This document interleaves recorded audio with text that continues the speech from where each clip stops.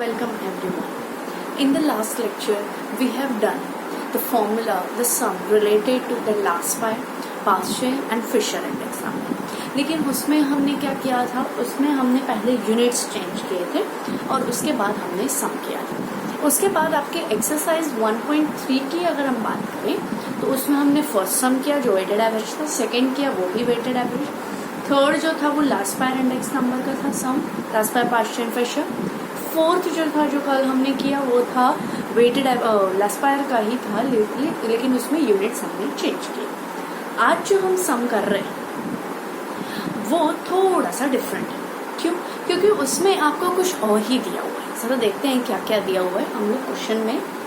यहाँ पे आपको आइटम दिए हुए A, B, C, D and E. ठीक है, ओके. आपको यहाँ पे बेस ईयर का प्राइस दिया हुआ है जो है P0. तो 100, 150, 180 एंड 250. उसके बाद आपको बेस ईयर एक्सपेंडिचर दिया है. ये बेस ईयर एक्सपेंडिचर जो है वो P0 तो आ गया, ये Q0 नहीं है.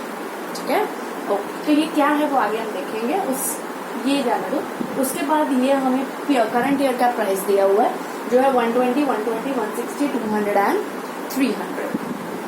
उसके बाद करंट ईयर का हमें एक्सपेंडिचर दिया हुआ है. करंट ईयर का एक्सपेंडिचर हमने ये यहाँ पे लिखा हुआ है. फिर हमने आगे की चीजें फाइंड की. सबसे पहला स्टेप है ये क्या है, तो ये आपको बेस ईयर का एक्सपेंडिचर है जिसको हम लोग P0 Q0 कहते हैं. बेस ईयर एक्सपेंडिचर यानी P0 Q0, राइट. और ये जो करंट ईयर एक्सपेंडिचर है इसको हम लोग कहते हैं P1 Q1. ठीक है. अच्छा, हमें P0 दिया हुआ है और P0 Q0 दिया हुआ है. क्या हम इन दोनों के बेस पे Q0 फाइंड कर सकते हैं? यस, कर सकते हैं. कैसे? तो P0 Q, पहले हमें क्या फाइंड करना है, तो Q0 is equal to P0 Q0 upon P0. ये आपको ऊपर लिखना कंपलसरी है. ठीक है. अब मैं क्या कर रही हूँ, तो 400 डिवाइड बाय 100 यहाँ पे आपको लिखना पड़ेगा every time. 400 divide by 100 which is equal to 4. 500 divide by 100 which is equal to 5. ठीक है. 600 divide by 150 is 4. 1080 divide by 180 is 6. 1000 divide by 250 is 4. ये मैंने एवरी टाइम यहाँ पे नहीं लिखा, बट आपको यहाँ पे लिखना है एग्जाम में और फेयर में. उसके बाद हमें P1 दिया हुआ है और ये है P1 Q1. P1 Q1 और P1 के बेस पे मुझे क्या फाइंड करना है, Q1 फाइंड करना है. तो Q1 is equal to P1 Q1 upon P1. ठीक है, तो मुझे Q1 मिल जाएगा. Done, okay. अब मैंने क्या किया है, तो 720 divide by 120 which is 6. 600 divide bye 120 which is 5. 800 divide by 160 is 5. 1000 divide bye 200 is 5. 1200 divide by 300 is 4. अब हमें लास्पायर नहीं कहा है, हमें कहा है पास्चे और फिशर इंडेक्स नंबर. ठीक है, तो पास्चे इंडेक्स नंबर के लिए मुझे P1 Q1 चाहिए, वो है मेरे पास ऑलरेडी. लेकिन मुझे मेरे पास क्या नहीं है, तो P0 Q1. ठीक है, और फिशर का है, लेकिन हमें लास्पायर तो फाइंड करना ही पड़ेगा. बट मैंने ये क्या किया है, ये वाली फॉर्मूला ले लिया डायरेक्टली फाइंड करने के लिए. Done, okay. ये वाली फॉर्मूला मैंने आपको करवाई थी वीडियो में, जो आप लोगों ने आई होप लर्न कर लिया. P1 Q1. P1 Q1 हमें है P0 Q1, यानी P0 ये और Q1 ये. फर्स्ट एंड लास्ट को मल्टीप्लाई करना. 6 into 100 इज 600. P0 Q1 में 5 into 100 is 500. 5 into 150 is 750. 5 into 180 is 900 and 4 into 250 is 1000. और P1 Q0 यानी P1 ये रहा और Q0 ये रहा. इन दोनों का multiplication 4 into 120 480. 5 into 120 600. 4 into 160 840. 6 into 200 1200. 4 into 300 12. इन सब का हमें एट द एंड टोटल करना है. जब मैंने टोटल किया और फिर डिवाइड किया इंटू 100 किया तो मेरा आंसर आया 115.20. क्या क्या मैंने डिवाइड किया, तो 4320 डिवाइड बाय 3750. 43 क्या क्या मैंने डिवाइड किया है, which is equal to 4320 divide by 3750 into 100. ठीक है, जब मैंने ये किया तो आंसर आया 115.20. सिमिलरली इसमें मुझे पहले लिखना था P1 Q0 जो है 4120. P0 Q0 जो है 3580 इंटू मैंने इसकी वैल्यू लिखी है P1 Q1 4320 divide bye P0 Q1 which is 375। इन सबको करने के बाद जब मैंने अंडर रूट प्रेस किया, जो भी आंसर आया उसको मैंने इंटू 100 किया, तब मेरा आंसर आया 151.14। ध्यान दो कैसे करना है, पहले इन दोनों की वैल्यू रखोगे, इन दोनों की वैल्यू रखोगे, दोनों को मल्टीप्लाई करोगे, मल्टीप्लाई करने के बाद उसका रूट बटन प्रेस करोगे, रूट बटन प्रेस करने के बाद जो आंसर आएगा उसको फाइनली 100 के साथ मल्टीप्लाई करोगे। ठीक है, पहले ही 100 के साथ मल्टीप्लाई मत कर देना वरना आंसर आपका गलत हो जाएगा, क्योंकि 100 अंडर रूट के बाहर है। ठीक है, अच्छा, इस तरीके से हमारा एक्सरसाइज 1.3 खत्म हुआ।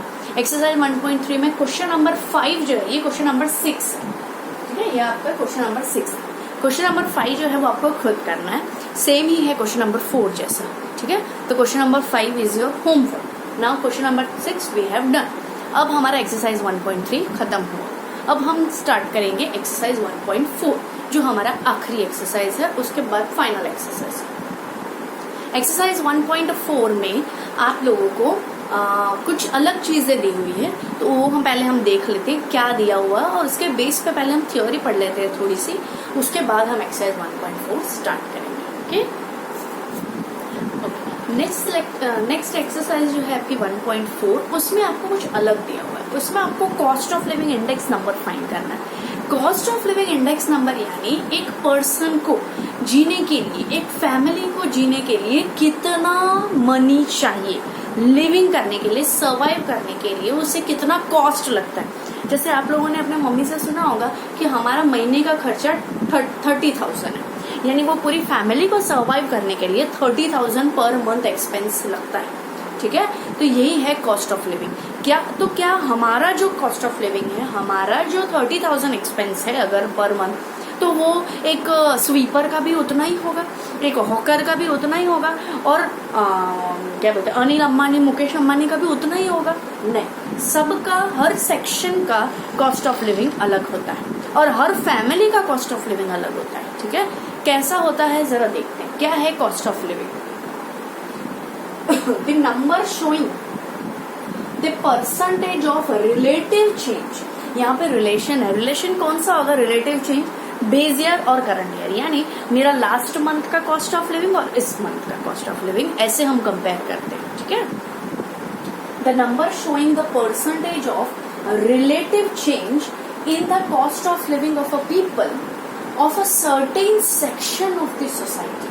ठीक है, उसे कॉस्ट ऑफ लिविंग यानी जीने के लिए जो कॉस्ट लगता है किसको? तो certain section of the society, उसका परसेंटेज रिलेटिव चेंज जो होता है in current year as compare to the base year is called cost of living, जिसको हम कॉलिन बोलते हैं, लेकिन कॉलिन लिखते नहीं है, हम प्यार से ऐसे ही बोलते हैं, लिखते तो पूरा ही है cost of living index number. ठीक है, फिर से क्या है cost of living index number? The number showing the percentage of relative change. क्यों रिलेटिव? क्योंकि रेशियो में।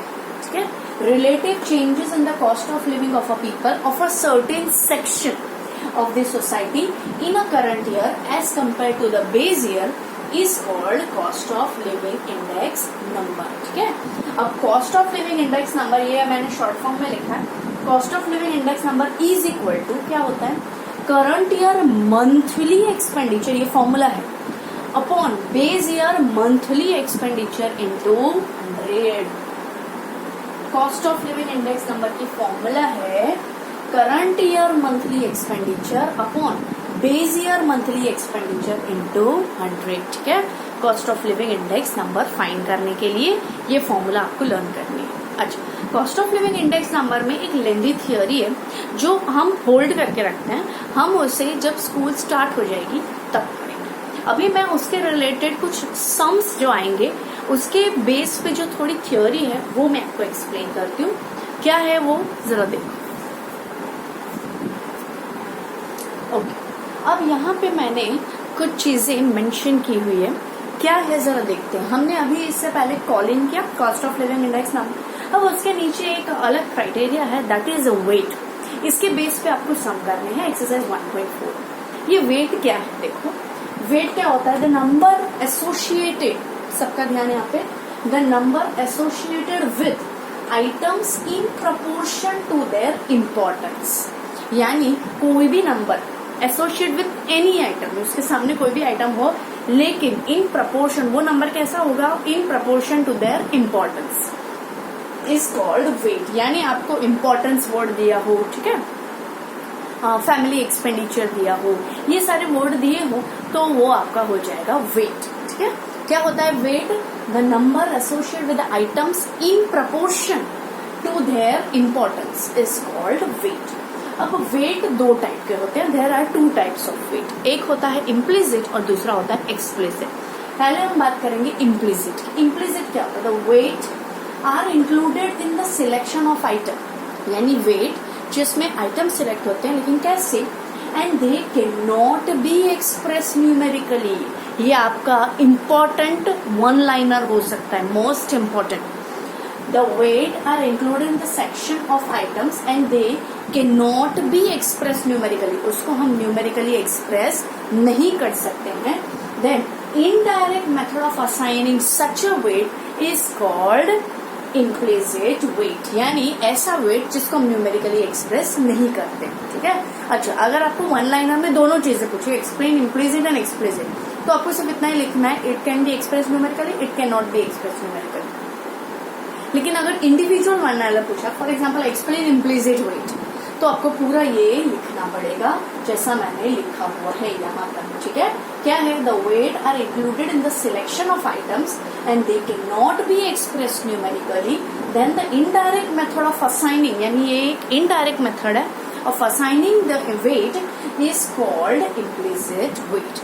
दूसरा है explicit. The weight to be assigned are determined in proportion to the importance.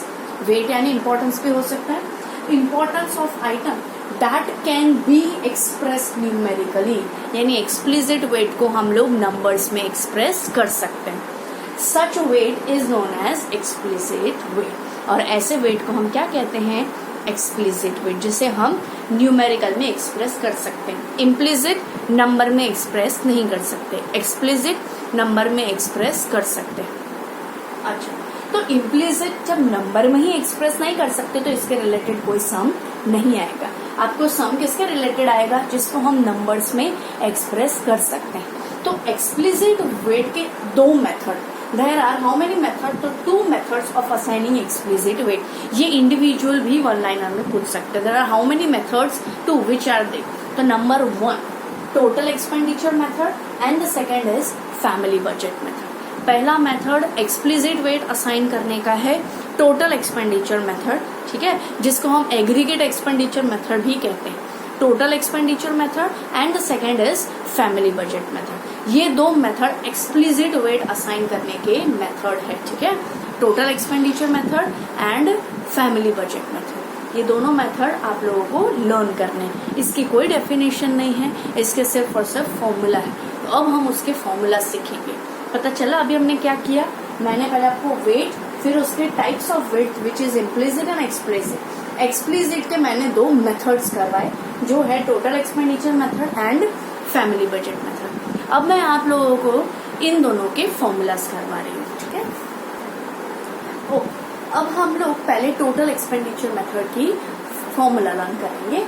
When Q0 is given, यानी आपको question में Q0 दिया है, तब आपको ये वाली फॉर्मूला यूज करनी है। I is equal to sigma P1 Q0 upon sigma P0 Q0 into 100। और ये फॉर्मूला सेम लास्ट पायर जैसे, यानी कुछ भी नया लर्न नहीं करना है आपको। जो लास्ट पायर की फॉर्मूला थी वही आपको पुट करके क्या फाइंड करना है, इंडेक्स नंबर फाइंड करना है। लेकिन ये इंडेक्स नंबर कैसा होगा, cost of living index number. ठीक है, जहाँ पे आपको क्वेश्चन में दिया होगा Q0, अगर Q0 दिया हुआ है तो आपको ये वाले फॉर्मूला यूज करके फाइंड करना है। फिर व्हेन Q1 इज गिवन, जब आपको Q1 दिया होगा, Q0 नहीं Q1, यानी करंट ईयर क्वांटिटी, ये है बेस ईयर क्वांटिटी, तो I is equal to sigma P1 Q1 upon sigma P0 Q1 into 100, ये Q है। ठीक है, sigma P1 Q1 upon sigma P0 Q1 into 100, ये क्या है, IP, यानी पार्शियल वाली फॉर्मूला। फिर से आपको कुछ भी नया लर्न करने की जरूरत नहीं, ये आपको कब यूज करना है, when current year quantity is given, when base year quantity is given. ये है total expenditure method cost of living index number का।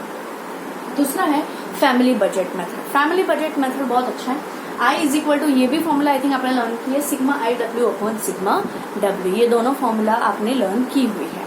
लेकिन इसमें क्या होता है, इससे यहाँ पे नोट है, note is where here W is equal to, यहाँ पे वेट जो होता है वो बेस ईयर का टोटल एक्सपेंडिचर होता है, which is equal to P0 Q0। मान लो कि अगर आपको W नहीं दिया हुआ है और P0 और Q0 दिया हुआ है, तो बेस्ड ऑन दैट आप W फाइंड कर सकते हो वेट, ठीक है। और अगर P0 Q0 दे दिया हुआ है तो वो आपका W है, बेस ईयर का total expenditure which is P0 Q0, ठीक है, वो आपका हो जाएगा W, ठीक है।